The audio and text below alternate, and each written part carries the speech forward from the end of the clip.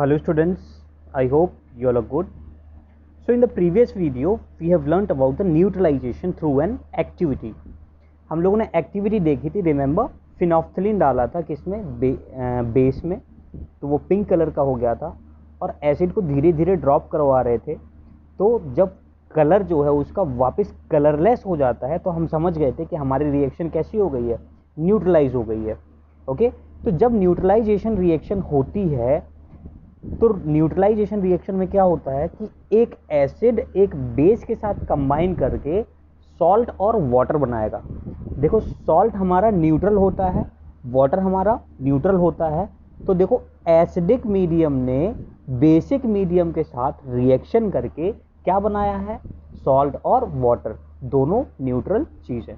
ठीक है, इधर देखो, जैसे ये रिएक्शन है, ये हमारी न्यूट्रलाइजेशन रिएक्शन है, acid plus base gives salt plus water. तो ये हमारी कौन सी रिएक्शन हो गई, न्यूट्रलाइजेशन रिएक्शन। ओके, तो आज के बाद आप दिमाग में ये डाल लोगे कि कभी भी न्यूट्रलाइजेशन रिएक्शन हमें पढ़ना हो तो वहाँ पर एक चीज़ कॉमन मिलेगी आपको। क्या होगा वो, एक एसिड होगा, एक बेस होगा, और जब हम इन दोनों का रिएक्शन करवाएंगे, इन दोनों को न्यूट्रलाइज करवाएंगे, तो हम लोगों को सॉल्ट और वाटर ज़रूर मिलेगा।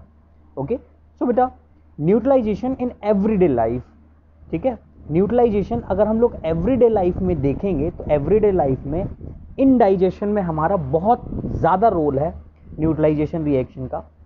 न्यूट्रलाइजेशन देखो क्या होता है, आपने सुना होगा कि कई बार एसिडिटी हो जाती है ना, खाने के बाद या खाने से पहले आपको एसिडिटी अगर हो गई तो आप क्या करते हो, आप इनो लेकर के आते हो और कहते हो इनो पी ले, है ना। व्हाट इज दैट, वो इनो है क्या, इनो इज अ बेस। आपके स्टमक के अंदर जो है HCl प्रेजेंट होता है, जो कि एक एसिड है, हाइड्रोक्लोरिक एसिड। ठीक है, और जब वो ज़्यादा प्रोड्यूस हो जाता है तो आपको हो जाती है एसिडिटी, और अब उस एसिडिटी को कंट्रोल में लाना है ना, उस एसिडिक इफेक्ट को ख़त्म करना है, तो हमें एक बेसिक सॉल्यूशन कंज्यूम करना पड़ेगा। तब क्या होगा, वो एसिड जाके न्यूट्रलाइज होगा। हेंस हम लोग क्या करते हैं, इनो पीते हैं, जो कि कैसा है, बेसिक है नेचर में, ठीक है, या मिल्क ऑफ मैग्नीशिया पीते हैं, जो कि कैसा है, बेसिक है नेचर में, जो हमारे एसिड के इफेक्ट को जो स्टमक में प्रेजेंट है उसको खत्म कर देगा। एंड हेंस वहां पर क्या हो गई, एक न्यूट्रलाइजेशन रिएक्शन हो गई। So this was the use of neutralisation in indigestion. अच्छा, एक और इनडाइजेशन में होता है, हमारे माउथ के अंदर होता है। वो क्या होता है, जब हम लोग ब्रश नहीं करते, काफ़ी रात भर जब हम ब्रश नहीं करते, तो हमारा जो फूड प्रेजेंट होता है माउथ में थोड़ा बहुत, उसकी वजह से बैक्टीरिया उस फूड को किस में कन्वर्ट कर देता है, एसिड में कन्वर्ट कर देता है। तो हमारे दांत जो है सड़ने के चांसेस हो जाते हैं, क्योंकि एसिड जो है बहुत ज़्यादा कोरोसिव होता है। ठीक है, तो हम लोग क्या करते हैं, सुबह उठ के सबसे पहले ब्रश करते हैं, टूथपेस्ट करते हैं। तो टूथपेस्ट जो है वो बेसिक है नेचर में, तो वो क्या करता है, हमारे माउथ में जो एसिडिक इफेक्ट है उसको खत्म कर देगा, न्यूट्रलाइज कर देगा। So this was the use of neutralization reaction in indigestion. Okay, now ant bite. Ant bite का हम लोग एग्जाम्पल लेंगे। When an ant bites, it injects the acidic liquid formic acid. Ant जो है कौन सा एसिड इंसर्ट कर देती है हमारे शरीर के अंदर, formic acid into the skin. The effect of the acid can be neutralized by rubbing moist baking soda.